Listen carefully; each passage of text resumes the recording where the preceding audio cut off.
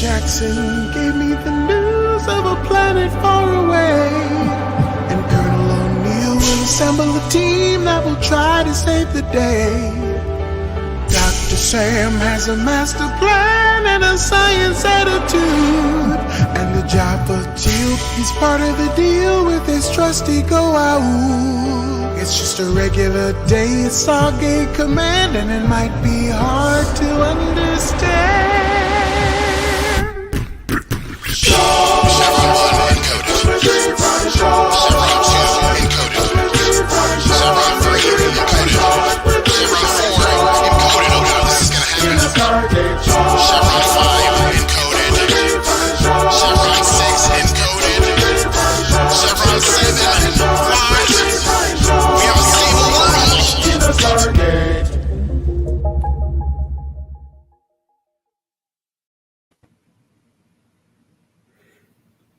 Welcome back, everyone, to Three Fries Short. I'm your co-fry, Sarah. Oh my goodness. Come on, Christina. No, sorry, my cat. I'm sorry. Hi. Oh God. Okay, we're gonna ignore my cats right now. Hi guys, I'm Christina. I am the other co-host. I'm your right co-fry, Rebecca. We're gonna get Christina on this. Like, we're gonna get her on it at some point. It's gonna happen. I'm on it. I'm trying to be Squirrel, very focused. squirrel everywhere. Squirrel. I tried. I tried. I just have to say that I think I rock out to our theme song literally every time I hear it. Oh my God, it just doesn't get old. There's so many layers to it. Like the beatboxing, you can hear. Like, oh my God, it's so good. Like, it's so layered. And every time I listen to it, I think I pick up like something else. Yeah, new every time. It's kind of nice that we're like forced to listen to it in this format, because it's just like gives you some appreciation of it. So yeah.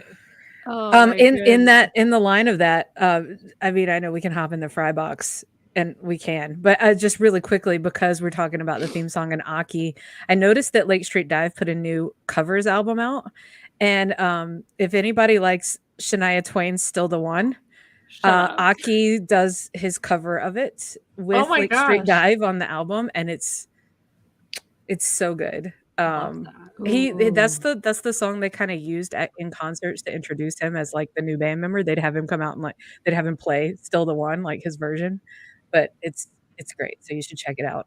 I think it's called The Fun Machine Part 2 or something. It's what their newest like cover album or cover song album, whatever. Anyway, you should listen to it. It's great. I will.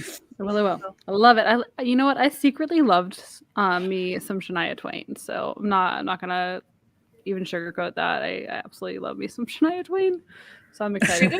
She did a lot for country music back in the day in the 90s. For sure. Like, she really, for women specifically, a lot of people didn't take her seriously because like she's obviously beautiful, and they're like, you can't be hot and talented. That doesn't make sense. But then there she was, hot and talented. So there you go. Breaking down barriers. Oh yes. Oh goodness. All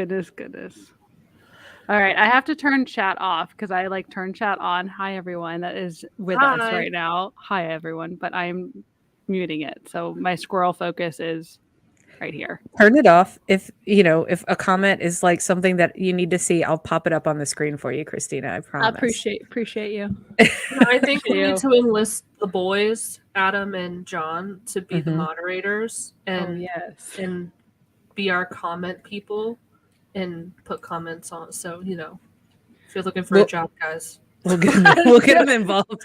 Even if you aren't looking for a job, apparently. You are volunteered. Put your name in the credits. Comment moderator. We'll hear for it. Oh, gosh. We do have a fry box, right? We have an email. All right, hold on. You gonna read it? Hold on. We have the fancy intro for the fry box. You ready? Oh, yes. Short, 'cause we're Three Fries Short. I just like pressing all the buttons. Love it. Who wants to read our email? We actually just got it earlier today, so perfect timing. We did. I feel like somebody else should read it because I'll read it. I've talked about a good bit in it. Okay, it feels weird. You can respond. Okay, I can respond. It feels weird, like reading when anyway. Oh, yeah. Okay, so hey, Fries. I love the podcast and I'm always excitedly awaiting the next episode to drop. I really enjoy the discourse you have and the perspectives you ladies bring to each episode. I remember Rebecca talking about running in the New York City Marathon, but I wasn't sure if Sarah or Christina would be there or whether or not you were planning on any kind of meetup. It would be great to meet some of you after listening to you three so much. Regardless, I hope your training is going well, Rebecca, and good luck with the race. Cheers, FF, which I'm assuming is friendly fire because that's the email Yeah. that it came from. Thank you So, so much. yeah. Yes, my training is going well. I just did my longest training run and now it starts to taper back. So I did my 20 miler on Saturday and now Woof. we go shorter until the actual race. So that's exciting. Yeah. Ugh. Yes, Saturday was rough, guys. It was rough, but we made it. There might have did been it. some hallucinating going on, but we made it. There were definitely lots of snacks consumed. So many. Oh God, I don't know how you could live without the snacks. All the Uh-huh. It's like Jack in Upgrades where they're like wearing the armbands and he's like, "We're Yeah. gonna eat snacks, man." Yeah, snacks. maybe I should just bring a whole bunch of steaks with me, like they go to the steakhouse. That's who's just for me. okay? So then, have you talked to anybody about doing a meetup when you're there? Because I know we've got some New York people, but I have not. I'm happy to try. I'm not there for a ton of time, but Friday night evening night would probably be the best. I fly in on Friday. Saturday's kind of like I pick up my packet and then I go to sleep like mad early because I have to be on the Staten Island ferry at 5:45 in the morning the next day. So yeah, yeah.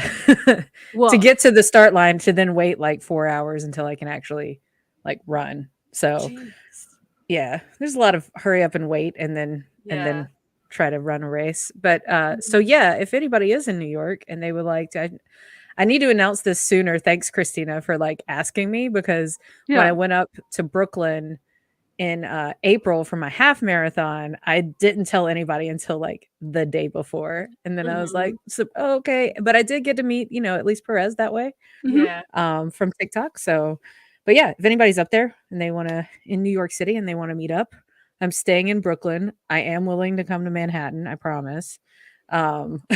That's a big thing in New York. Like when I lived in Brooklyn, I never wanted to go to Manhattan. So, yeah, let me know. You can email me at 3friesshortpodcast@gmail.com. I really need to do a banner. Oh my goodness. I'm doing it right now. Right now as we speak.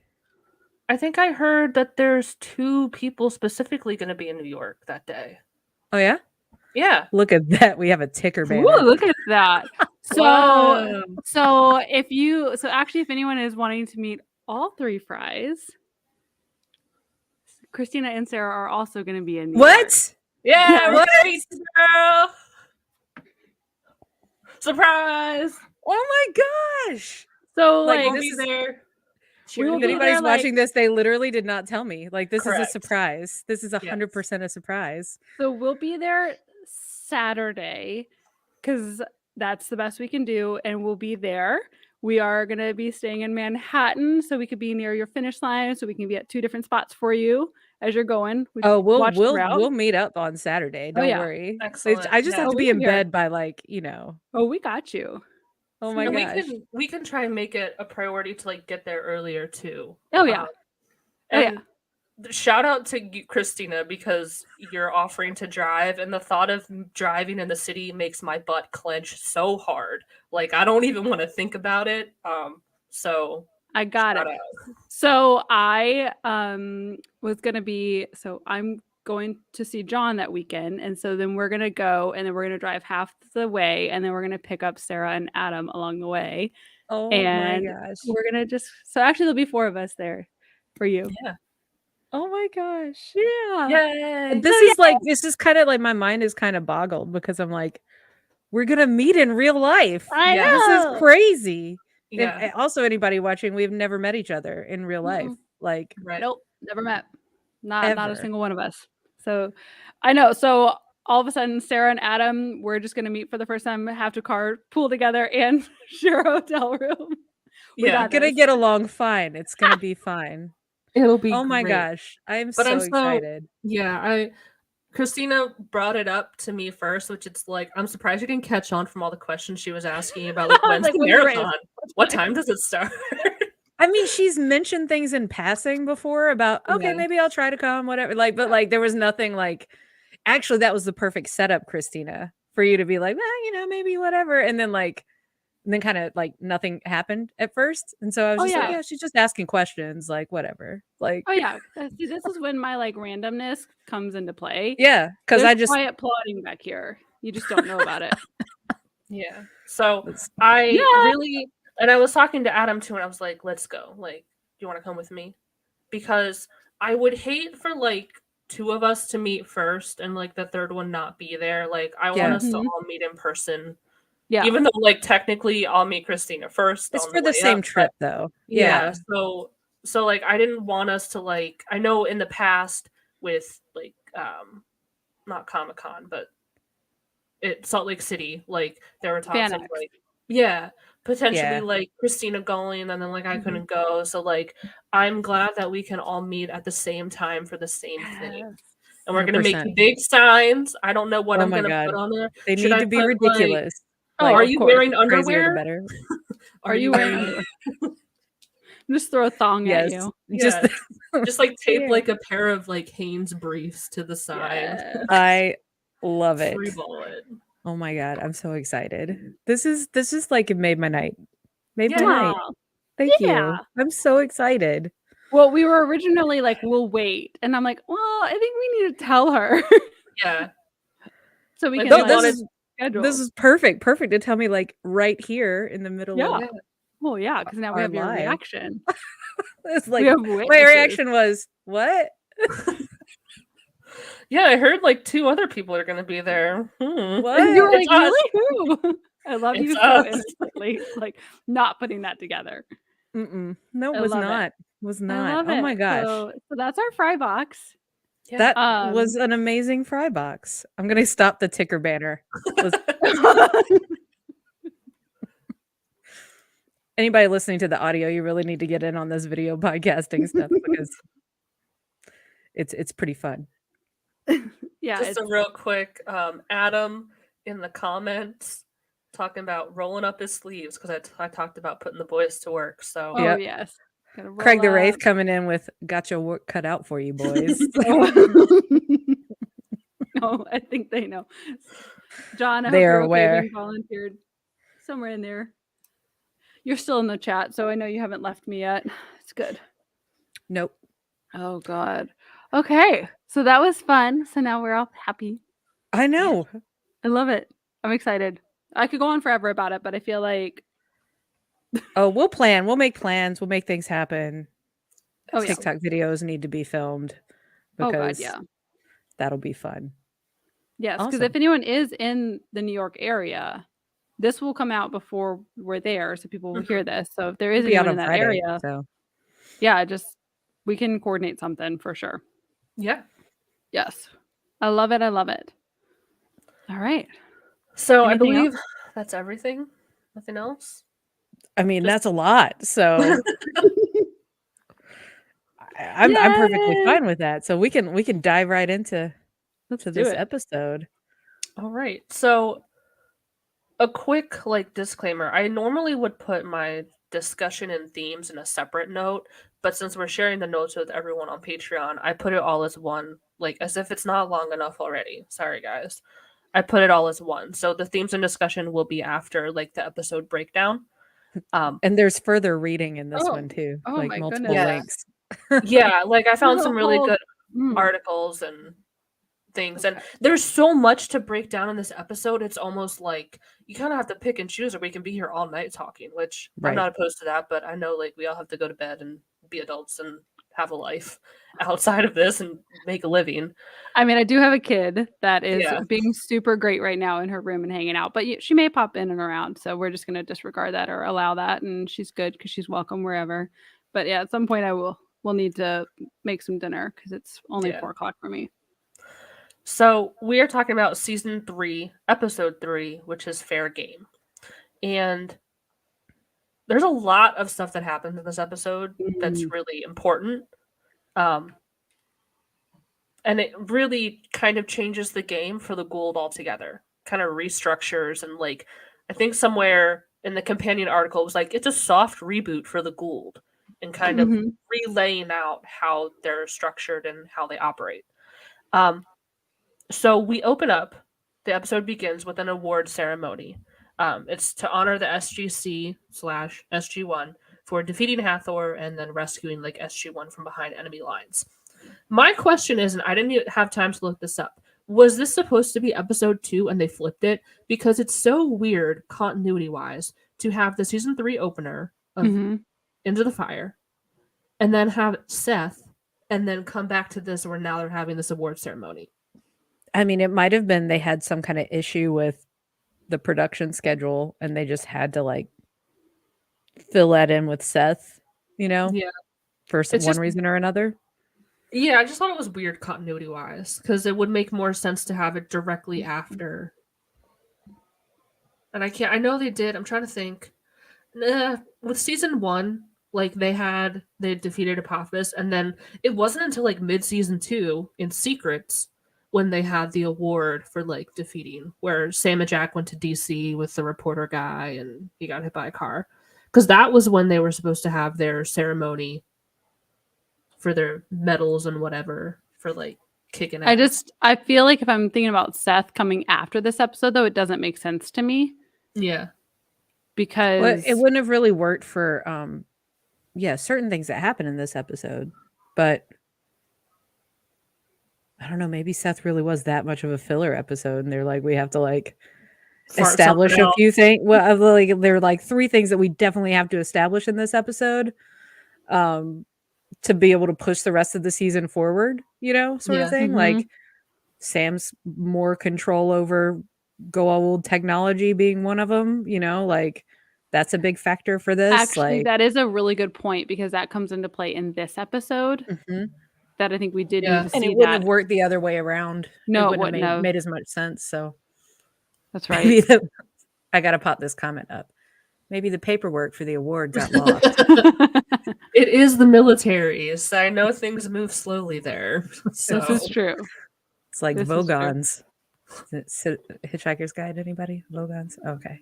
No. sorry. I watched Wah, it. I wah. watched the movie once and I was like, this is weird. I tried. I really did try. I was also an adolescent, so I was not feeling it. Oh, They lost me at the flying singing dolphins. I was like, this I can't. It's literally 5 minutes in. so I can just see Sarah being like, not. And I'm out. I'm out. No. It's British humor though, which is very niche. It can be very Mhm. polarizing and strange. So I think at that age, I just went over my head. And maybe I'm it not- was- I'm not big for being like the book was way better in all cases. However, I would argue, especially with that one, that I have never seen a really great adaptation of it. So Mhm. the book gets the dry British humor just like great. So Yeah. So Hmm. back to our episode. Everyone's in their dress blues, except the civilians. Daniel has this like little cute tweed get up on, and poor Teal'c is just in some boring ass jumpsuit. Can we get this guy some like nice duds? I thought Yeah. that was kind of a bummer that he doesn't have anything nice to wear. I thought maybe like his Jaffa get up, but then I don't know if he feels like not comfortable wearing that because he doesn't represent that anymore. So I just thought that was a bummer. Hmm. I think The they start letting him have suits later. Yeah, for, or for like fancy things. Like yeah. the second time Sam gets promoted, he's definitely in a suit. Oh. So yeah. So the Secretary of Defense is there and he's giving a very nice speech. I have some highlights. Just he says, I have eagerly awaited every word of mission reports stemming from this base like a wide-eyed child waiting for his next bedtime story. Not actually being here or seeing your faces or the Stargate here behind me, it is sometimes easy to forget that it's all really happening. Which I kind of thought is like a audience insert of like waiting every week like a Mhm. kid for like a bedtime story because waiting every week for a TV show to come out, and you kind of get that feeling. So was a very nice speech. And then And just I know Oh, those go listening to the podcast also feel the same way about that. So, sorry we make you wait, but We're getting better. yeah. So just as we think the ceremony is going to be wrapping up, Hammond has one more announcement to make. Would somebody like to read Hammond's little? there's only one Little Hammond in this speech. group. Hammond reading from a piece of paper.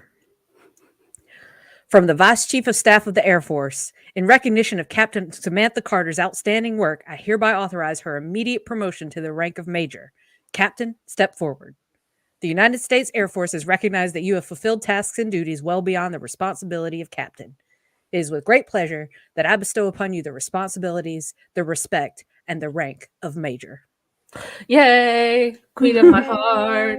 I just love how like Promotion. Jack looks over at her like so sweet. Like, yeah, Love that for her.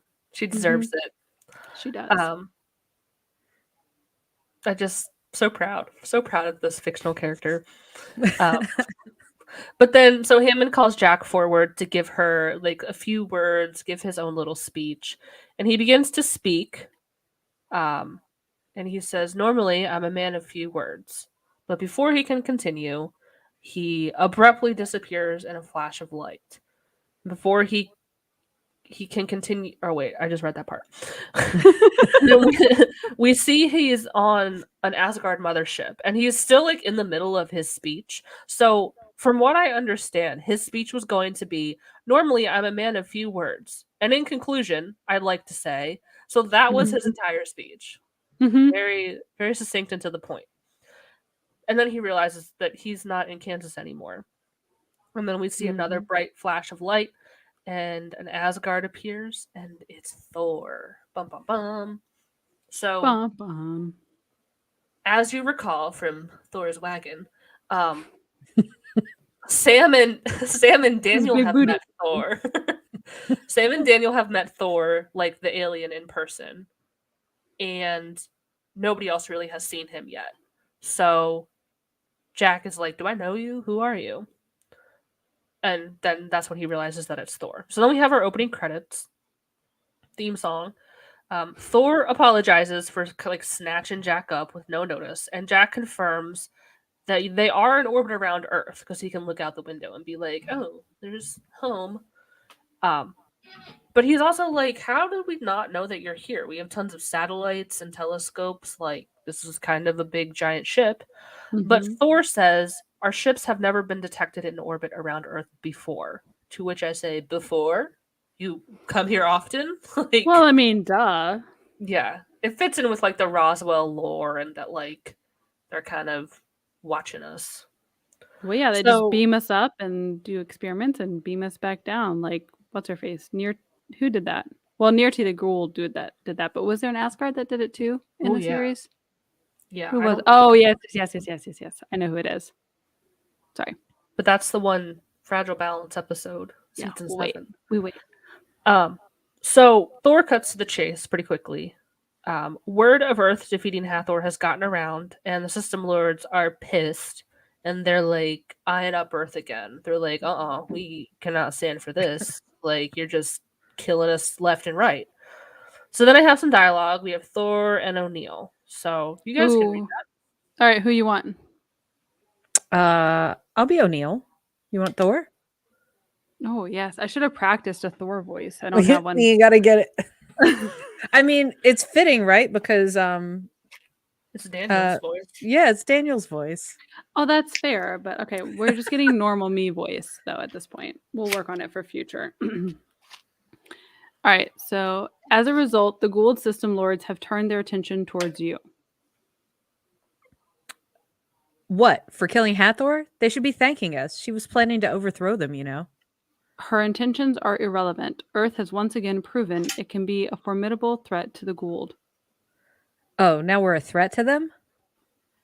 They have decided it is a concern to be dealt with. The System Lords are capable of launching an assault 100 times more powerful than that which you previously withstood at the hands of Apophis. The Asgard want to help. Oh my god. Okay, pause. You can't. I'm trying to not see things in my peripheral vision, and you're gonna go and pin a comment as I'm trying to. I may or focus. may not. That may or may not be my exact purpose. Oh my god, squirrel! I'm gonna have to cover my. Abigail, actual I had keyboard. this exact same thought though, which is why I threw this up before we went too far away from it. Because yes, I pause. can't remember that episode title as anything else but Thor's Wagon anymore. Can't. Thor's chariot. You're welcome. Oh my goodness. That's all on Sarah. You can thank Sarah for that. I will accept full responsibility. All right. Full. I shall resume my monologue.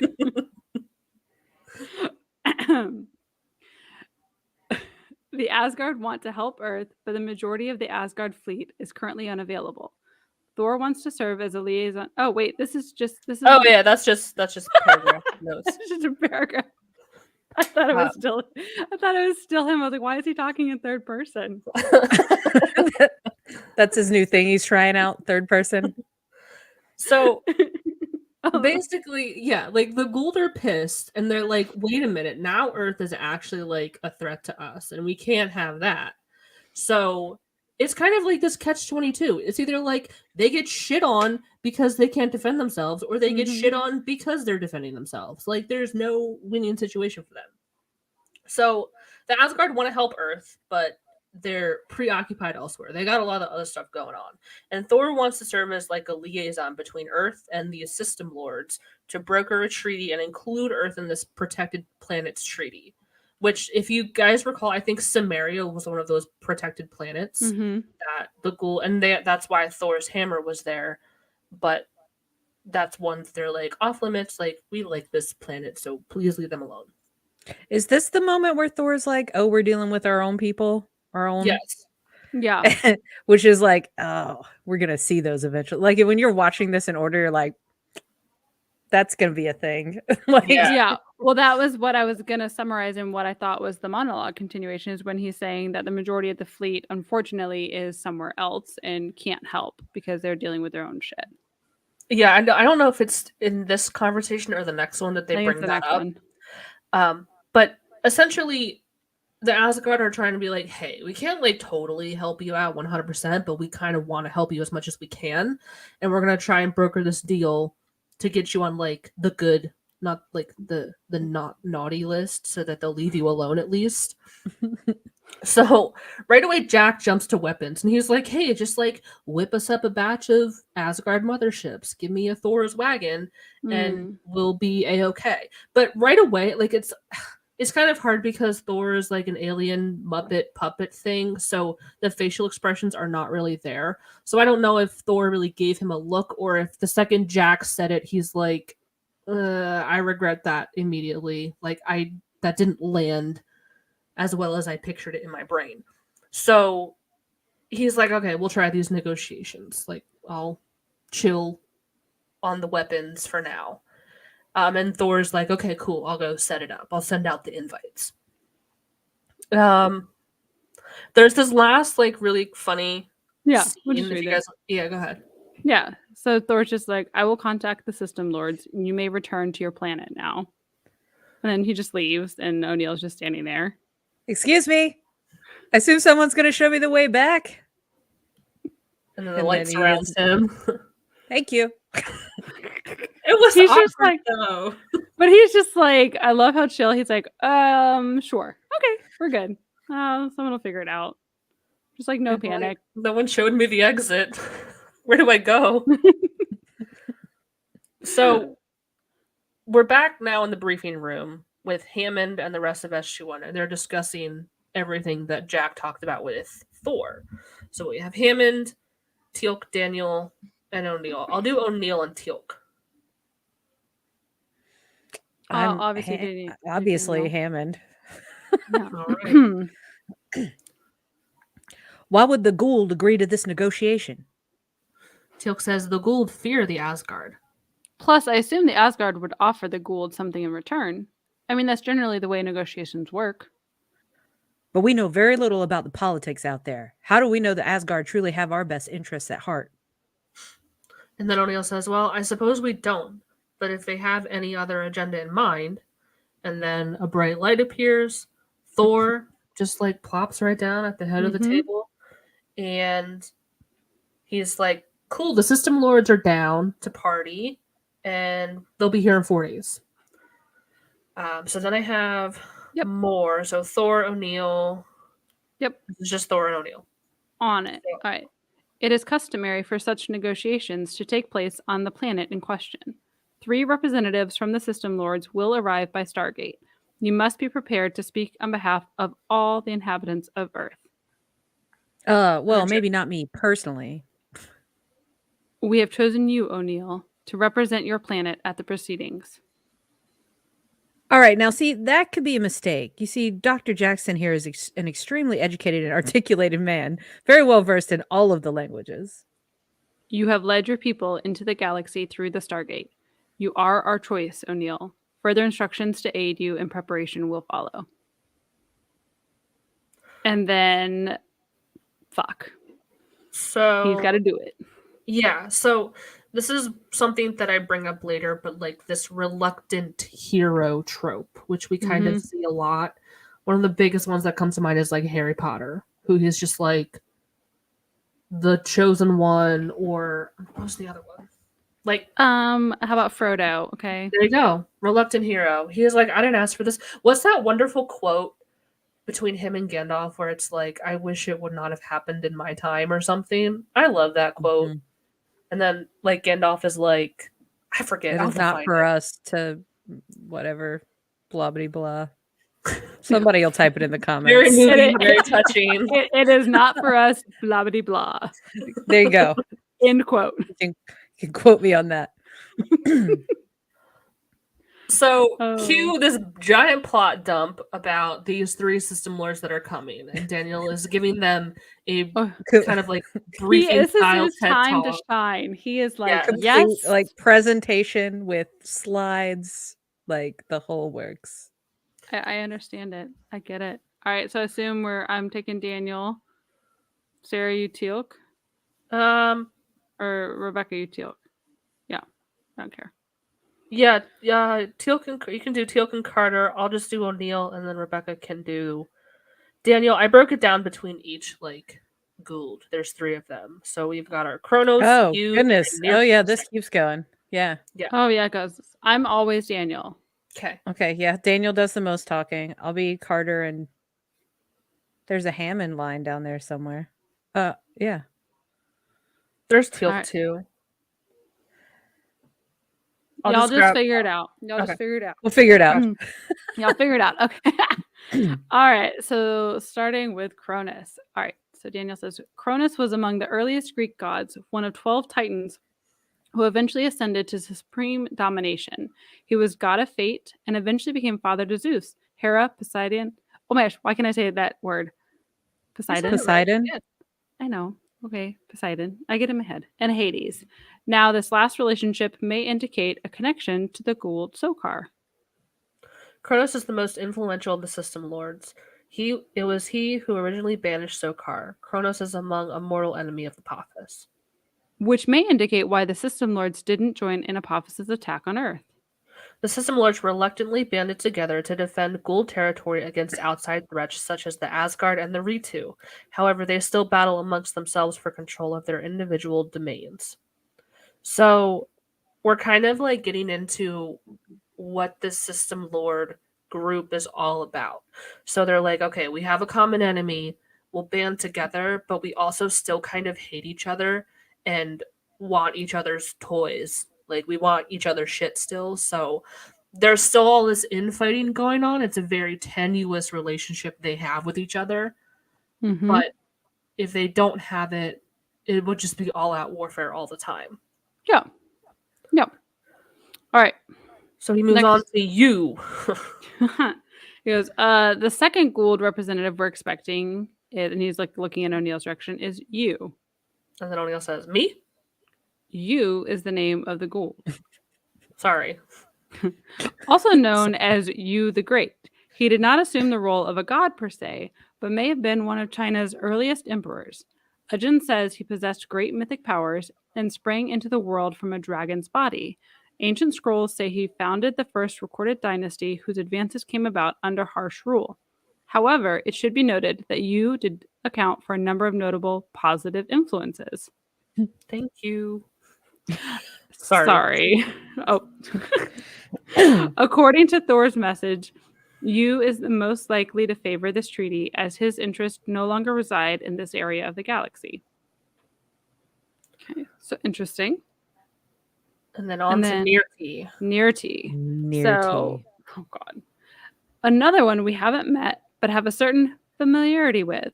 For those in the room who don't know, Nirti is the Goa'uld who wiped out all but one survivor of P8X-987, along with 4 members of the SGC in an attempt to destroy Earth Stargate. Cassandra's planet. Little is known about Nirti from Earth's perspective. In early Hindu reference, she was a destructive goddess of darkness. So that's like the scoop on all of them. They're all kind of bad in their own ways. I thought about, so again, they're using Earth culture and Earth history to like make up these aliens that were villains or whatever. Oh, the And- writers are. I thought you were saying like Yeah, the Goa'ulds oh, are. yeah, I was like, how do they know? The Like writers the are. the lore of the show, it's taking culture and turning it into like it was aliens. Well, yeah, ancient aliens, duh. Yeah, so I don't know like how people might feel about that if it has aged poorly when you talk about culture and people who like cultural appropriation comes to mind. It's like wow, like you're taking my culture and you're just dressing it up as it was aliens. So I don't know, like I've heard some discourse about it and how some people like think that not necessarily Stargate, but like when people talk about it was the aliens, it was the aliens built the pyramids or whatever, like it kind of rubs them the wrong way because it's like, so instead of giving the people that actually did it the credit they deserve, you're just chalking it up to it was aliens. So I can kind of see how some people might think it's disrespectful and maybe bordering on cultural appropriation. What do you guys think? I feel like I could go on discourse at the end about this. But I think for me, I view it along the similar lines of when I think of alien, I just think of like something ethereal, something like not of this earth. So whether it is a godlike spirit, whether it is something interpreted as this other being, whether it is like people saying Jesus Christ was an alien, and that would make sense for that, and putting into religion or putting into Greek mythology. I think that some shows could probably push it too far. I do think that in Stargate, particularly this episode, they do a good job, I feel, but I'm open to how other people feel about it because my lens is I think they pay respect to it and just say, hey, this is actually like how this extra influence, because they noted in their like difference in the culture that they were in, right? Like they had an impact. They became a ruler and they created this rigid like economy, but they grew, but it was like there's something different, or there was a destroyer. They didn't just come in and consume it and then like take credit for it. They and say, oh, I don't know. I have a chicken or the egg view of how Stargate takes it, because I'm not 100% sure, and I don't know that it's ever explicitly explained whether there seemed to be a little bit of both going on in the context of the show, as far as taking the culture of the humans and like amping that up as the bad guys that they were and using it to like force their agenda. So I think it, to me, with Stargate, it's a little bit of both. It's like they're happy to be like, I'm going to be these characters within your mythology, because I can then enslave you that way. But I'm not sure. Like, I feel like it's a chicken or the egg thing, because I'm not sure that we're ever like 100% told, like, why did they choose these names versus why, things like that. Like, it feels very like amorphous to me with like the backstory of it. Well, and I think from the viewer lens too, because I think, Sarah, you're kind of touching on both of that, right? Like also like as somebody who's watching the show, like if I'm from that culture, do I feel offended by it? Like, Right. would I would be curious from other people, because obviously none of my historical background is impacted. So I don't have I don't have a dog in the fight, so to speak, on this one. Mhm. I'd be curious other people's opinions, so I won't give like a view from my own perspective. I think the way that they handle, like the fact that they keep it just a little bit vague, where it's not like they're taking like a real historical figure. For the most part, they're taking like mythology, like Kronos from Greek mythology, which I think is a little easier to forgive than someone who actually existed. Um, and I can't think of like anyone off the top of my head. But if they took like, I don't know, a real historical figure. And then I think of when you brought up like, what if Jesus was an alien? And I think of like, okay, if the show had gone in that direction, could you imagine how that would have pissed people off? Well, so they started to towards the end have a like a not direct Jesus, but they had the whole Merlin and Arthurian the- legend. that whole area, which brings it a little bit more European and more modern as far as the storytelling goes. But again, Merlin is a mystical. Like I think that's as Yeah. close as they could get to that lore without stepping into Christianity. I think if you attack Christianity, it would have been really problematic. I do find it frustrating though, because other religions were on the table probably to be given some interpretation, but they didn't go there. And most places don't go there with Christianity, but they do with other religions. So actually, yeah, good Exactly. point. So you can see like how what Nirti is like a Hindu god. So it's like, Yeah. oh, they're kind of like poking fun at this, but then they won't poke fun at this other thing. Like it Like- can be really complicated. Like And Jesus could have been a Tok'ra. yeah, totally. Or like an ancient and he ascended. Legitimate. Like, but it's right there. Like in Yeah, So- but it's too much. Okay, so we let's discourse this at the end because I feel like we could go forever. So Hammond turns to Teal'c, which this like knocked my socks off. He wants Teal'c to be the liaison to the Goa'uld and be like, hey, you know these guys, so you can like totally help them out and take care of them and show them around. And Teal'c puts his foot down. I was so proud of him. He says, I mean no disrespect, but I have given my allegiance to you, to the SGC, and to the people of this world freely. I will, however, not see to the petty needs of these Goa'uld. Good for him. And Daniel steps up and he's like, I'll see to their petty needs, sir. I'll see to the petty needs. So this was definitely put in my discussion notes. But the fact that Hammond could look at Teal'c and ask him to basically serve his oppressors. That's Yeah, but I think I respect that he immediately listened and was like, heard. I think it was that like, you know them best, you'll be the liaison, like a very like quick decisions, divide everyone up. Daniel's already got something he's doing, like everyone's got something. So this And would have Teal'c been had given, a decent amount of information about them to like for it to Yeah. maybe make sense. But is Hammy just not like thinking about it that way for a minute, and then yeah. obviously he's like, oh shit, okay, Yeah. And, Daniel steps up, and I don't know how it would have gone if Daniel hadn't stepped up, if Hammond would have been like, okay, Daniel, you got this, or somebody else can take care of this. But I think it was maybe I can tell you if Teal'c had been that liaison, there would not have been nice curtains and candles in those quarters. Like, Oh no. No. There's a like Daniel bucket. spiffed the place up. There's like a bucket in Yeah. the corner, and that's all you get. That's like literally all you get. Oh So my God. I have some more dialogue. Let's see. So let me see if I can just break this down real quick. He's like, okay, so Teal'c's gonna just help with security, which is great. Like that'll give him something to do. According to Thor's laws, there's no weapons allowed of any kind in the facility during the negotiations. So they have to like get all the weapons out of the base. And Jack is like, well, I don't like the way that sounds. And then Hammond is like, we're trusting your word to trust the Asgard. Like, we're doing this based off of everything you're telling us. So either it's going to happen or it's not going to, like, something has to, we have to do it to make it happen. It's their role. They're talking about, like, how they're converting a storage room to be a meeting room. They're all getting individual assignments. There's a lot of work to do. Like, we got to get this taken care of. So in the interim, Jack is doing all these briefings, which is not, they don't really say what it's about, but like diplomacy stuff.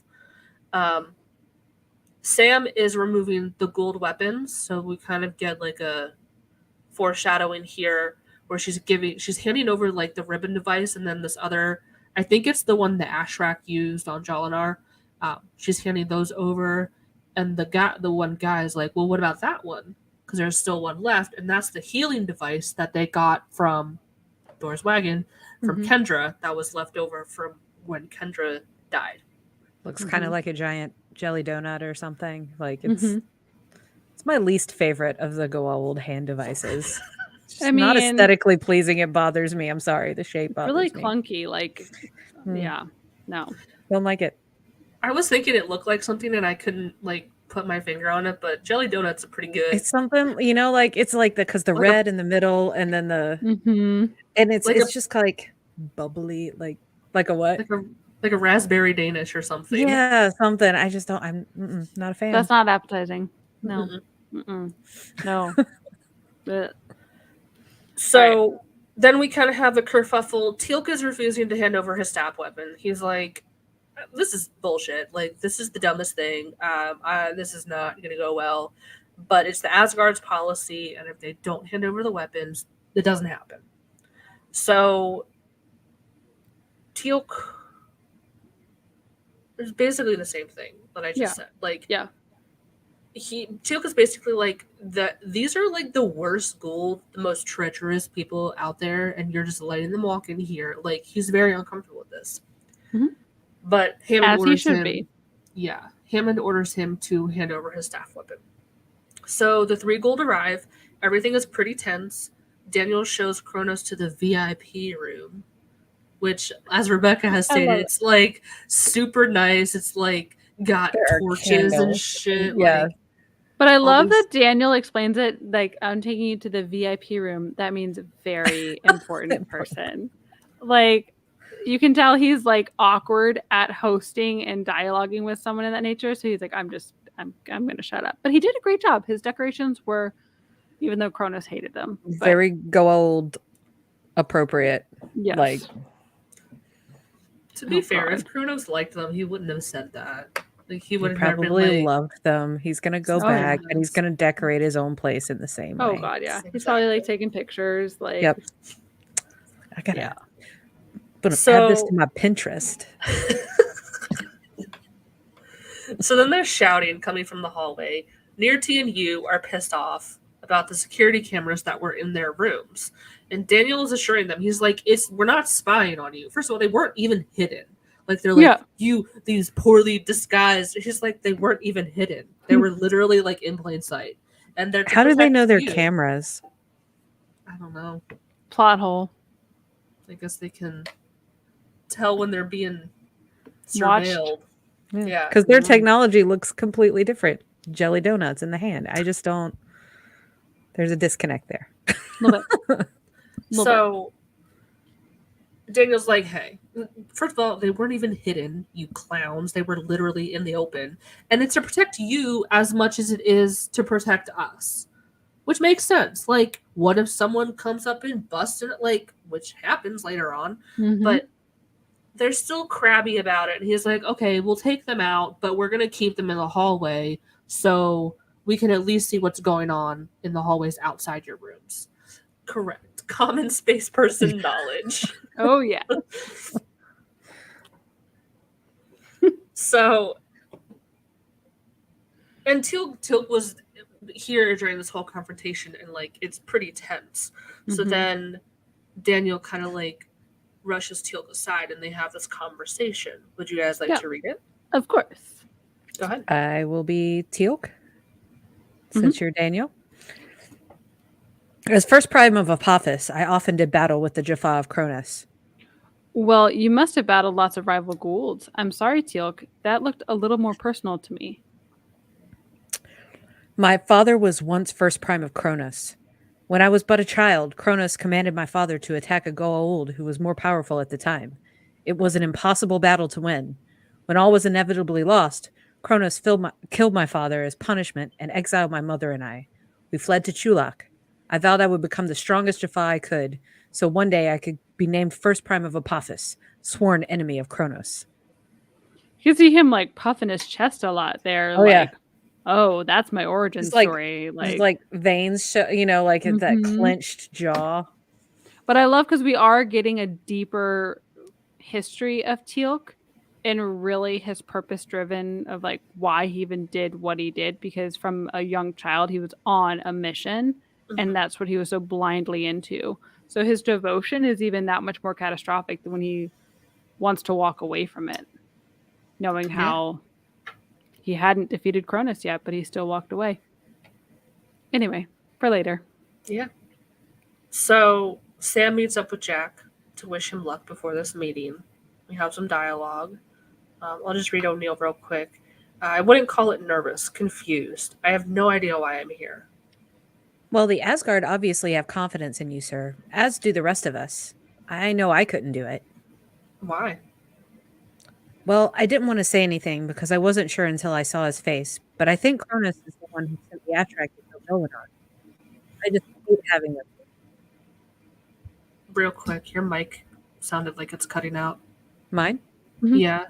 Just real What briefly. is happening? Is it Just better? real briefly. Yeah, it's good now. It wasn't like cutting out, but like fading in and out. It was kind of weird. So here's some more information. There's like a lot of like little things in this episode. So Yeah, just we can. Kronos is the one who ordered the hit on Jolinar. Mhm. And then everyone arrives in this meeting room. Jack leads the system lords in, and then Thor appears, and he is like, "All right, the gang's all here. You guys know each other, so I guess we can get started." I'll just read Thor. You want to read it actually? So the Asgard High Council wishes you all greetings and thanks for this opportunity to negotiate for peace. You chimes in. The Goa'uld system lords are prepared to hear the Asgard proposal. So then they all start shouting at each other in Gould. And then Jack interrupts. He's like, "Hey man, can we like not speak other languages? I thought we all agreed on one language." And they get pissed off at him and storm out like little bitches. And Thor tells Jack that he insulted them by speaking out of turn. To which it's like, they were just like shouting across the table at each other. How were they not speaking out of turn? Seems like a rigged game.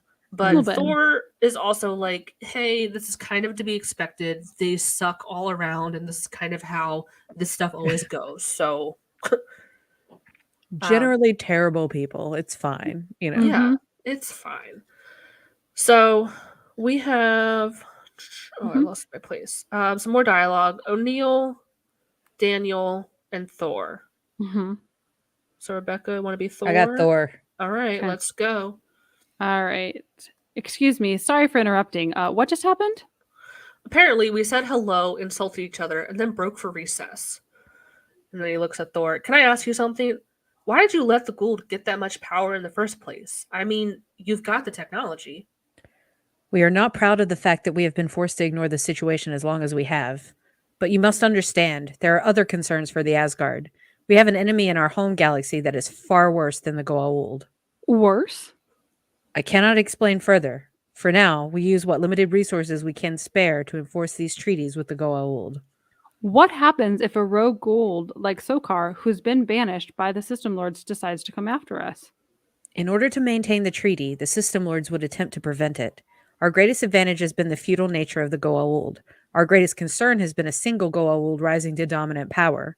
If Sokar were to overtake the System Lord Collective, the Asgard may have sufficient power to stop him. May not have sufficient power to stop him. So basically, you guys are bluffing the Gould. Big time. So far, they've been too busy badgering each other, they've bought it. I must return to my ship now. It will take time before the System Lords will be willing to reconvene. You may contact me with this. And he gives him this little communication device. Hmm. So this Thor's like, I gotta go. He's like, "Bye." Thor out. So it kind of, this really illustrates how delicate this entire situation is, because they really are bluffing the Gould this entire time. Like, the Gould don't really know what the Asgard have going on. They just know the Asgard have the weapons to kick their butts, and the Asgard are relying on the Gould to be petty bitches to each other and kind of like yeah. keep themselves in line It's like and a fight Cold amongst War. each other. Yeah, basically. Mhm. So, oh man, I keep losing my place. What am I doing? That's fine. Okay, I can so, be you. I can be you. You want to stay as Thor, Rebecca? Yeah, it's just in the you got it the part where Daniel types a formal letter of apology written Oh, in yeah. gold. Yeah, And Jack says something like that boy is really good at groveling. yeah, Or so yeah. And He's Jack such a- signs his name. Yeah. he's just like, I'll just sign it. It's fine. Yeah. Oh my So God. they're also wondering, like, okay, what's the catch? Because Right. obviously we're gonna have to give up something. That's how treaties work. We get something, but we have to give something up. And they're wondering, like, could it be hosts? Like, are they gonna make us Mhm. give up hosts? To which I thought, like, here's a thought experiment. If that's what they wanted, like, how could that be arranged? And then, Maybe a terminally ill patient who wants to volunteer. or I like don't know. a death row person. Would that be too dark? That's a whole ethics conversation for Yeah. another time. Yeah. Thoughts on That's that? a big Pause. ethics conversation. I can't Yeah. go there at the moment, but whew. Anyway. Yeah. Sorry. Oh, it's okay. Um, It's a lot of like deep thought provoking things that I just, yeah, I don't think they would get to the point though where they would actually negotiate giving up hosts. no. I don't I know. would hope not. At least I don't know. I don't have a lot of faith in our government. No. God, no. So back, they finally they accept his written apology, and they're back in the meeting room. So we have you, Thor, and one near T. I'll just do the near T. Yep. So we accept the apology of the human representative and agree to hear the Asgard proposal. In return for Earth's inclusion in the Protected Planets Treaty, Addendum 10815, the Asgard will allow Goa'uld access to the passage of Nylor. According to treaty law, section 326, no human planet will be allowed to advance technologically to a point where they may become a threat to the Goa'uld. You are correct. Definition of such threat shall rest solely in the hands of the system lords, which is kind of bullshit because it's like we're going to decide how far you can advance, and then we also decide like if you have advanced too far. Like, so it's kind of, and I hope that in these briefings Jack was briefed on like addendum 10815, because if he doesn't, the poor guy's like, what is happening? What is going on here? So Mhm. what he There's no idea. opens the book and he's like, "Where? What? Yeah. A big old Ugh. book." Do your homework. So I can't. I think it was Jack that said, Oh "Thank yeah, you." he requests permission to speak, and he looks at the system lords and says, "Are you limiting our development?" Cronus says the treaty recognizes that the human species exists for the purpose of serving the Goa'uld as hosts and slaves. And Thor says, "Do the system lords accept the Asgard proposal?" And then Nirti and Cronus give their assent. And then Yu says the Goa'uld system lords accept the Asgard proposal. We demand one additional concession. We order the immediate and unconditional forfeiture of the Tari Stargate. Both of them. Both of them. Bum, Done. bum, bum. So this is what they are asking in return. Not only is Earth not allowed to advance technologically, they also have to give up their Stargate. So now they have to determine, okay, do we want to really give this up? Is this worth it? Because there's other threats besides the Goa'uld out there. Like the Asgard just brought up, like, we're fighting our own baddies in our universe. Like, Mm-hmm. who are they? Like, if they're formidable enough to fight the Asgard and take the Asgard away from helping Earth out, like, that's a big gamble. Mm-hmm. So Jack turns to Thor for guidance, and he says, "See, I don't know. It's a bit much for one guy to make that call for an entire planet. On the other hand, it's pretty obvious. Give up the Stargate or be destroyed." So it would seem. But you see, the Goa'uld could call your bluff, attack us anyway, and we'd have given up our only means of finding a way of defending ourselves. That is true. come on, give me something, anything. I won't hold you to it. A little head nod if there's another way around this. It is your planet at stake. I believe you have it within you to make the right decision. You're trying to be like, fuck off. Like, please just tell me what to do. That is true. But I love that they're kind of writing in there how hard it is to read the facial expressions, like you were referencing earlier, Sarah, about just the way that they're puppeteered. Like, you can't tell, like, Yeah. if he's doing anything. Their mouths do. At least their mouths kinda- get better as the show goes Yeah. along. But like, because right now Mhm. their mouths are like they barely move. And they're like Yeah. slow blinking eyes of like, Uh-huh. it's creepy. And then at one point, Thor like gets up and walks, and that's all CGI, and it's late '90s CGI. It's a little leave it at sketch. that. It's fine. Yeah, it looks Fine. weird. So if you notice that for the most part, when we see Thor, he's sitting down or like from the waist up. You don't really see him walking too much. Mm-mm. And then there is a funny exchange because like right before Thor like transports O'Neill back to Earth because they're on the ship, like he kind of nods. And Jack's like, "What is that? Is that it? Are you telling me like it's okay? Like what was that?" Like he's like, "Is that like a wink? Are you telling me like to do something?" And then Thor just like shoos him away and like sends him back to Earth.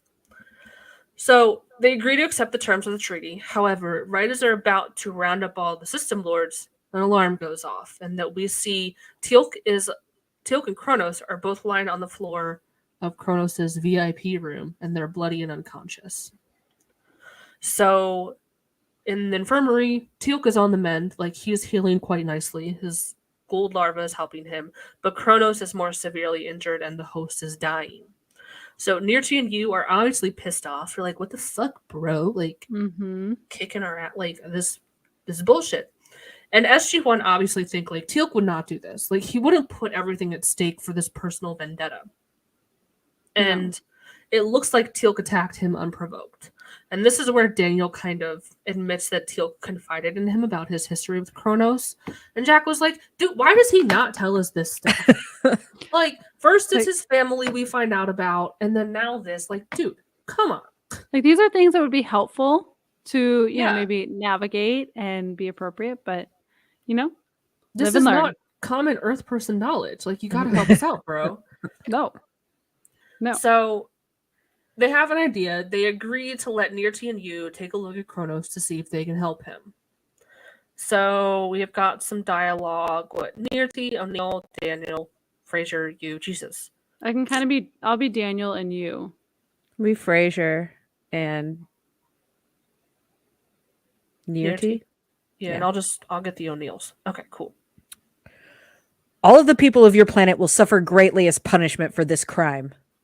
All right, just hang on a second before you go dooming everybody. We brought you here because we want to know if there's anything either of you can do for him. He's dying. You says, we can do nothing here in your primitive facilities. Daniel says, okay, can you use one of these? And then he hands Nirti the healing device. She passes the glowing device over Kronos' body. The jelly donut. Um, His injuries are too severe. The only way to save him is with a sarcophagus. Okay, we don't have one of those. then we will prepare to leave immediately. So the jelly donut does not work. Bummer. Seems suspicious. So Thor advises Jack to let them take Kronos and get out. Because, like, if they don't, it's going to get worse.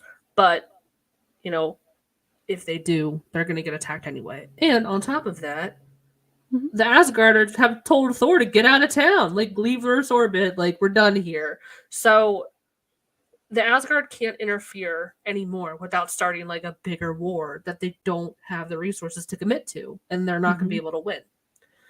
And then the SGC decides, okay, we're just going to do things our way now because no one is helping us. We have we're not getting a better solution. So they decide to hold Nirti and you captive until they can come up with something better. And they're breaking the rule about no weapons. So They're free balling it at this point. Hey, they're you free gotta, balling it. you gotta free ball it. Yeah. So Teal'c wakes up in the infirmary and he states immediately that Kronos requested his presence, and then when he arrived, they were both attacked by an invisible force. Which immediately they go to, oh, maybe it was a Ritu. We're bringing that up again. Ritu. Mm-hmm. but he didn't detect that Aritu was present. And Daniel brings up like, "Hey, remember Hathor? Like she could turn invisible." Mhm. And Jack kind of has like a flashback. He's like, "Please tell me she's dead for real. Like we killed her. She's dead. It can't be her. Please, dear God." But I mean, like, I love that we're leaving it open because we don't know. I mean, we know, but we don't know. Anyway, continue. Teal'c denies attacking Kronos, but it looks bad. Like we can admit, like, yeah, this looks bad. The other Gould are not going to buy it. So like we need to figure something else out. And then Sam has an idea. She decides to try to use the healing device on Kronos herself. So flashback, Thor's wagon. Mhm. She tried the ribbon device on and she like blasted a hole in the ground. So like Mhm. that was established. Okay, she can kind of use these devices. And then okay, in the episode Seth last week, she like broke him in half and busted him into the ground with the hand device. So she's getting more adept to using these devices, where she's like, let me give it a try. I mean, what's the worst that could happen? Yeah. He's already like dying. So Yeah. So it's hard. It's hard at first, but then I have to read what, or can you read your paragraph you typed up? You just read it. What? All right. She decides to try to use the healing device on Kronos. It's difficult, and Jack thinks she has a block. What? Just keep going. keep going. Oh my god. Kronos was the one It's who ordered the wonderful. hot on Jolinar. The hot. The hot on. The hit. Okay, sorry. The She hit. ordered the hit on Jolinar. The hot hit. She's on the hot list. But she keeps trying, and Kronos wakes up, so it works. We have the dialogue, All right. I'll take Cronus. and I'll just grit O'Neill. Okay. You have healed me, human. I am sure you spared my life only to prevent your own destruction. Hey, we didn't do this to you. We saved your snaky little butt because we want the treaty to happen. That is not possible now. Nirti and you have undoubtedly blamed the Tauri for this attack on me. Good catch. Look, it's obvious to everyone that one of them did this to you. What if I can prove which one? What's that worth to you? What do you ask in return? So they're talking about like what all they know. So what all information do we have? 1, Nirti lied about being able to heal Kronos. 2, Kronos doesn't know that she tried to heal him and lied about it. And 3, Nirti doesn't know that she lied. Insert meme of the lady trying to do math. There you go. While I'm typing this out, I'm like, God, this is confusing. Like, they don't know that she doesn't know that they know. This And is I'm like- this is one of my favorite meme formats. This lady Ever. right here. Yeah. It's the best. Oh my god. So Jack probably is also making that same face where they're trying to figure out. And he's like, let's take a page out of the Asgard's book and bluff. Like, Yeah. This is a game of poker. The stakes are high. Let's bluff and see if we can get them to fold. So we have O'Neill, Nirti, Daniel, you. I'll stick to Daniel, you. I'll do Nirti. O'Neill. Okay. So he looks at Nirti and says, you lied to us about being able to heal Kronos with the hand device. I tried it honestly and failed. I was willing to save Cronus by taking him to a sarcophagus. Maybe you were, maybe you weren't. But the fact is you are the only Gould here who has the technology to become invisible. She stands up. She gets real mad at this point. That is a lie. Who's lying? We called the Tok'ra. They say you've been experimenting with phase shifting in order to battle Ritu. Then Yu says, you did not share this technology with the System Lords? They are lying. You dare attack Cronus and defile our meeting with the Asgard? It's not true. You are the one who opposed this treaty. You have long coveted Cronus' territory. So they caught her. They didn't call the Tok'ra like they're on speed dial or some shit. They're bluffing, which that was a risky thing to bluff because they don't know if she actually has that technology to turn invisible or what she was using it for. They made an educated guess. So Yu grabs Nirti, but then she suddenly disappears. The guards at the door are knocked down and she takes a gun. She opens fire. Jack pushes you out of the line of fire, like saving him from being shot. And then there's kind of like a chase. They run into her. Sam corners A her. brief chase, very brief. Yeah. Mm-hmm. Sam corners Nearty using the TER, so it's exposing her and like letting her become visible again, and she surrenders. So back in the conference room, Jack appeals to you, and he is like, "Hey, Kronos said he'd support the treaty, and we wouldn't have to give up our Stargate. I was kind of hoping we could count on your vote." So now that they've kind of broken down Mm-hmm. and shown like you've got some enemies within your little clique here, so can you like help us out? Do us a solid since we helped you out. Mm-hmm. Cut to the gate room. The system lords are leaving with Nearty like in custody. And Kronos says, "We will not attack your world, but if you continue to use your Stargate, be warned. Anyone who is caught by one of the system lords will be shown no mercy, and they will suffer greatly." Jack is like, "Well, that will make life interesting." So basically, what he said, like, "Listen, if we catch you on the streets, it's on Mhm. sight. Like, there's no mercy You here." So they depart through the gate, and the Asgard ship leaves orbit, and that is the end of the episode. The end. So much there. Oh my goodness. Yeah, there's a lot. There's a lot of like small things, little tiny things that happen that are super interesting, and we could again like dissect them all day long. So going back to this reluctant hero trope, it made me think of this quote from Harry Potter. So I'm just going to read this. Indulge me. Mm. That Dumbledore said to Harry. She said, "It's a curious thing, Harry, but perhaps those who are best suited to power are those who have never sought it. Those who, like you, have leadership thrust upon them and take up the mantle because they must, and find to their own surprise they wear it well." So I very much think that Jack kind of fits this where, okay, yeah, he's technically in a position of power that he's worked towards being a colonel in the US Air Force, but in this situation, he's like, "I'm not cut out for this. I can't do this." But Thor is like, "Nah, buddy, you got this. Like, we believe in you." Mhm. So he's kind of just like put in the situation that he doesn't feel like he's cut out for. And it just makes you wonder, like, why does this trope resonate with us? Why are we more likely to distrust people who purposely seek power? I Like fe- you think of politicians who purposely seek out power, and it's like there's this kind of inherent distrust. Mm-hmm. well, like pretty much all politicians purposely seek out Mhm. power. Like Yeah. they put themselves up for those positions, right? So we Mhm. like the idea of somebody who can just be like, I'm good, but I'm not like in it for any personal gain, you know? Yeah. Like we love the idea of that, but it's so rare. Especially in like So rare. leaders in politics and everything. It's just so rare. But it's like the best of a person if they are like that, but they're just, you know, it doesn't happen that often, you know? Yeah. I feel like it happens in smaller leadership roles, maybe not like leadership of a country or a planet or something, Mhm. but um you know, because like a small team, like I've worked in places where the person that was in charge of my small team was like a really decent leader, you know. Mhm. Mhm. And they were just doing it because they were, you know, trying to be decent at their job. So, Yeah, I'm trying to think on that. Because you like, I'm thinking about it in my workplace. Because even in that space, there are two varying different ends mm, of the leadership structure, and it's interesting because as my job is to be a consultant to leaders, is the like most broad way I can do it.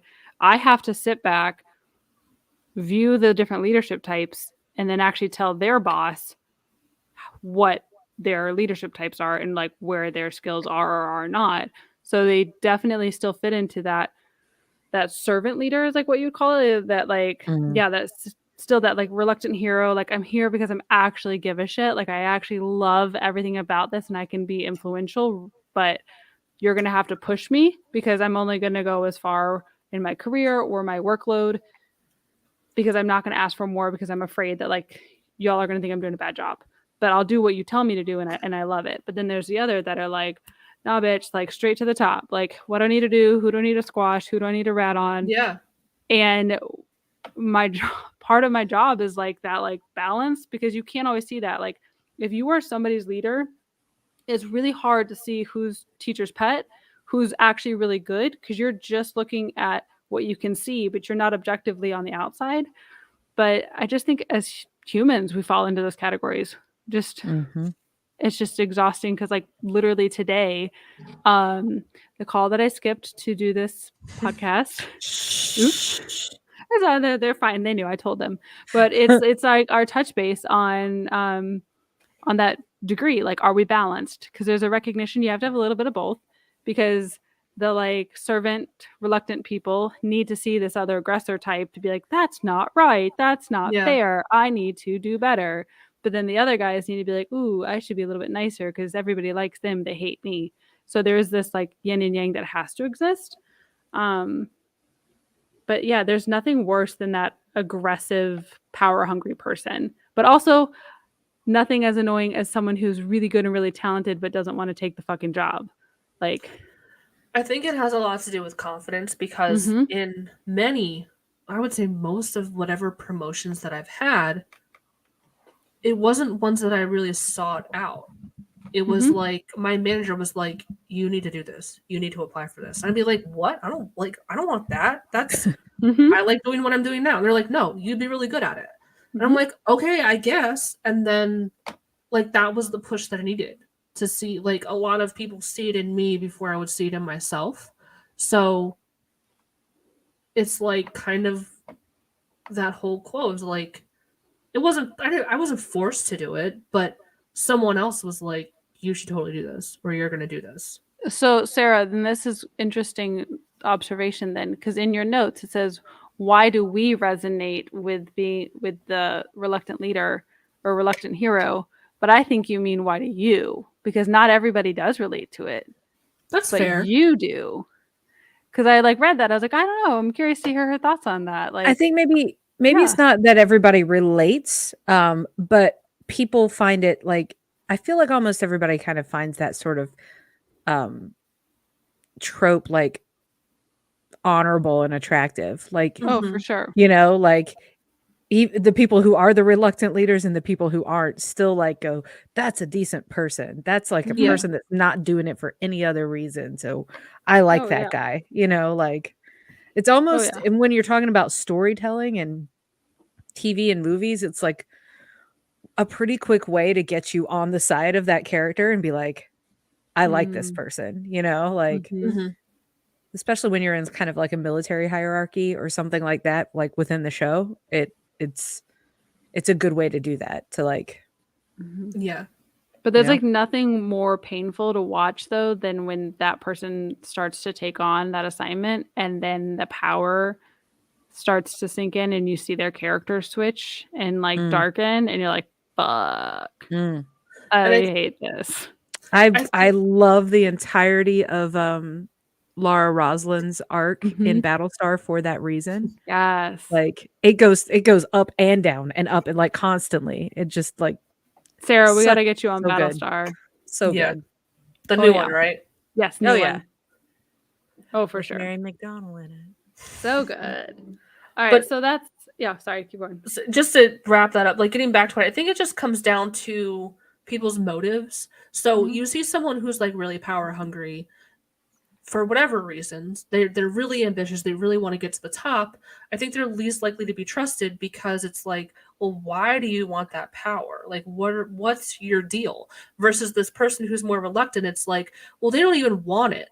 So they're more likely to like not be corrupted because they're so cautious to the point where it's like they don't even want to be in a position of power. So maybe I can trust them more and they won't be as corrupted by power and greed and money or whatever. So I think essentially that's what it comes down to, at least for me. But we would love to hear what you guys think too, everyone else who's watching and listening. The next thing that I put and that I wanted to touch on is Teal'c, because he's put in this position where his allies have to peacefully negotiate with his oppressors. And then Hammond directly wanted him to cater to them. And while it's necessary that concessions have to be made, it's still a betrayal to Teal'c on some level. And it just reminds me, and this is something I learned from TikTok, about being the bigger person. Mhm. Because that's something, I don't know, I heard a lot, and I'm sure like a lot of women hear a lot in the face of just like this, and all types of people. But like from our personal, I'm sure we've heard that a lot. Just like, let it go, be the bigger person, don't Mhm. start a fight. Like, it's not worth your time. So I found this blog post, Madame Noir, which I put the link in. If you see the notes on Patreon, you can read the whole thing. But I have an excerpt from it that I would really like to read. And then we can discuss. So this is coming from the perspective of a Black woman, which is very important because it's from her perspective. She says, it's not uncommon for people, especially Black women, to be told to be the bigger person after being disrespected or abused in some form or fashion. A coworker lies on you at work. Be the bigger person. A friend betrays your trust. Be the bigger person. A man calls you out of your name on the streets. Be the bigger person. I cannot disagree more with the ideology that wrongdoings are to be left ignored. When someone steps to a Black woman in public in a disrespectful manner, instead of responding or even addressing said disrespect, we are often told to move on, to go on living our lives without even acknowledging the wrongdoings, much less correcting it. The whole premise of behind being the bigger person is problematic because it places the burden of the situation on the abused instead of the abuser and the environment that says such abuse is okay. On top of that, the person abused can't even express their emotion about the abuse because they are constantly advised into silence. Meanwhile, those who go against the grain and share their feelings are dismissed as complainers. Mhm. And the article is much longer than that and continues to go on. But I heard something like to that effect on TikTok, and I was like, oh my God. Like, I had a revelation of like thinking, okay, I'm just going to be the bigger person all the time and like try to not let it bother me. But it's also doing yourself a disservice for not standing up for yourself. And then it's like, this is turning me into a doormat. I can't even stand up for myself because my entire life I've just been told, let it go, be the bigger person. So Yeah. I think it's just Mhm. about finding the middle ground. And going back to Teal'c, it's like it sucks for him because in this situation he really does have to be the bigger person and not let these things bother him because Mhm. it's not only him but the fate of Earth.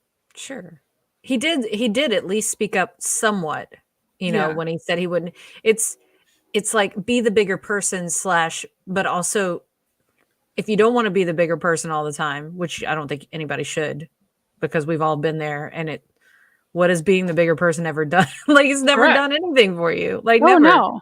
Except Nobody- that people get away with Nobody ever disrespecting knows. you. Yeah. Yeah. But No. also if you constantly try to not be the bigger person, it's almost like pick your battles too. Yes. Like because you will exhaust yourself. Mhm. Well, and that's where we've gone down that path many a time on our TikTok troll Mhm. hunting, where it's like you Mhm. have limited capacity for it, and then I'm like, nah, pause. I'll come back later for that, and I just Mhm. favor those comments. But I will say TikTok is the first place I actually started standing up for myself on stuff because I felt like I had a little bit of protection barrier there, like Mhm. in the reverse. I don't know. But it's actually made me more confident in my real life to then stand up for myself and realize. So I don't know. Just find it interesting. Yeah. It definitely is a pick your battles thing because a lot Mhm. of the time people just go for the reaction. They want you to react, and Right. that's what they feed off of. And then they can point and laugh and say, you're so emotional. Ha ha ha. So it really is a Mhm. struggle. But that really put it in. I'm like, wait a minute. That's totally like makes sense. Like, all that being the bigger person does is let people get away with disrespecting you. Mhm. And they shouldn't. Like, fuck that. Oh no. So, and then especially coming from the perspective of a Black woman, um, I highly encourage you to read the article. It's super educational, and I think those perspectives are important because we as white women or white people in general will never know that struggle. We will never know what they face on a regular basis. So Mm-mm. it's important for us to educate ourselves and know where they're coming from and listen to them. Listen to people, listen to women, listen to Black people, listen to people of color. When they tell you something, Mhm. listen to them instead of Mhm. this whole dismissal of like, well, that doesn't happen. I'm literally telling you that just happened. You like Mhm. it. That's something else that incredibly frustrates me that I see on the internet a lot is just like, well, that just doesn't happen. Bitch, I just told you that exactly thing just happened. Like, what do you Mhm. mean? Just the complete invalidation. Well, just because it doesn't happen in your bubble doesn't mean it doesn't happen. And like, I Correct. think this has brought up before, but like John and I were talking about comparing like where we grew up. Like, I had a little more diversity than where he grew up. But Mhm. if you live around 96% white people, like, that is a very different experience than living where being white is about 50% of the population. That's a very Yeah. different Mhm. experience. So it's not all the same. And Mhm. the invalidation of people's experiences is at the root of kind of what the problem is. Just let other people say what they have to say and believe them. That's it. And I think some people just take it too personal, where they look at it Mhm. as an attack when like women speak out about shit that they've had to endure from men. Mhm. Men take it as like you're attacking me, and it's like, dude, no, just listen to what I'm saying.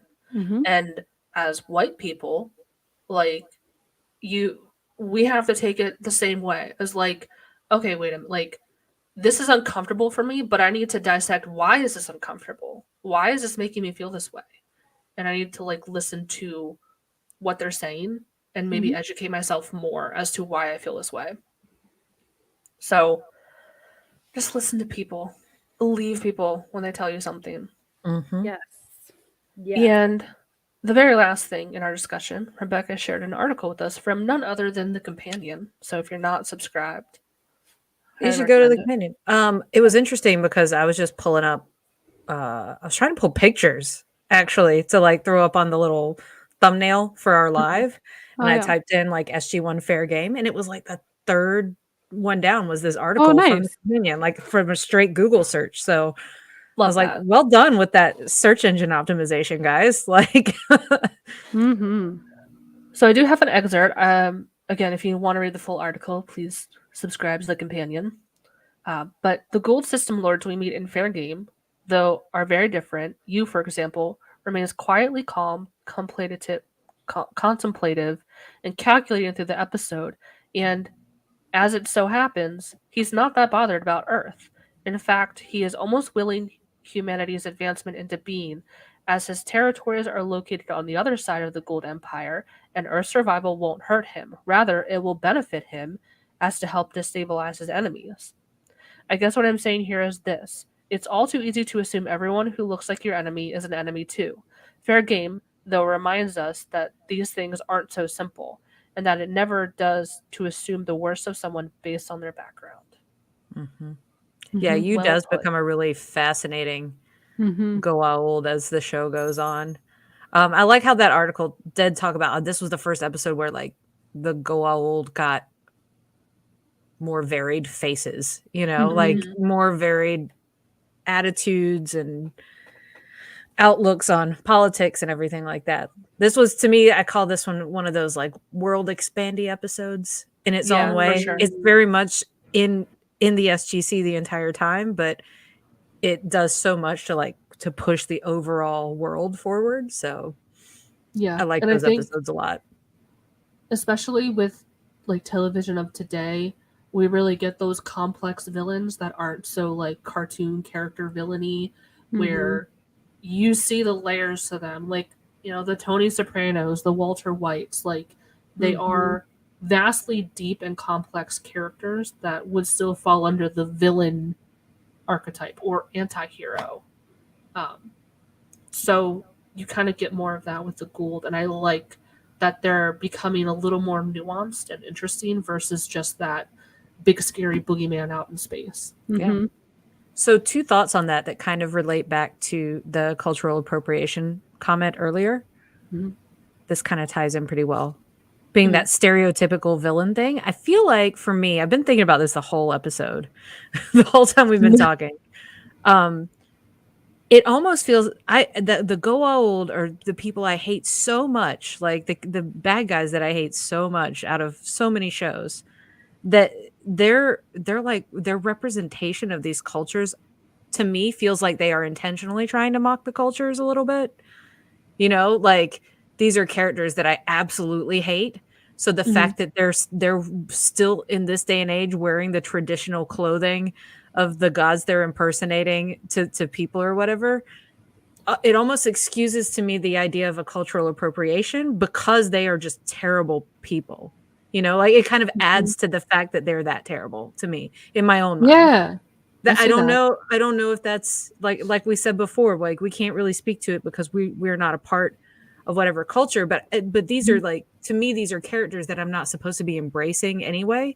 And the Right. fact that they would openly mock a culture is not surprising to me. You know what I'm saying?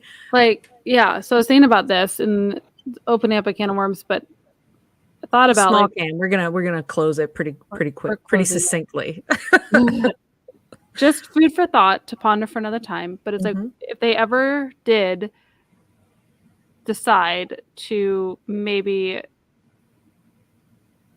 do like Southern heritage as a Gould narrative, it's a very interesting conversation to be had that I think people would have a lot more heated opinions around. I would be so fascinated. So we can have a whole discourse on this another time. I think my like absolute utter lack of spirituality in any way, shape, or form kind of helps me not like care in certain ways.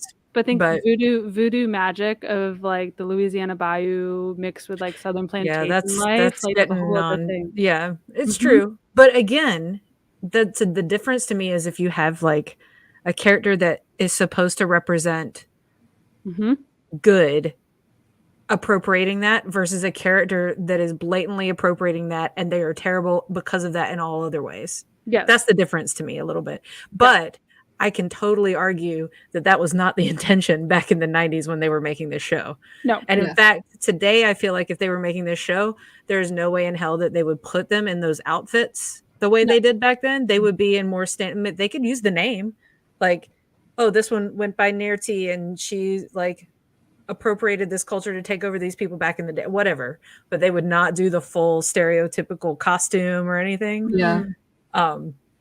I guess it's just my personal way of getting around it is being like, oh, no, they're just assholes in every way, shape, and form. You know, that's their whole shtick. Like they go around colonizing and stealing cultures and putting them on as a costume anyway. So so I think that's, to me, that's why it excuses it. But I would like we said before, I'd love to hear, you know, if other people interpret it in a different way. So succinct.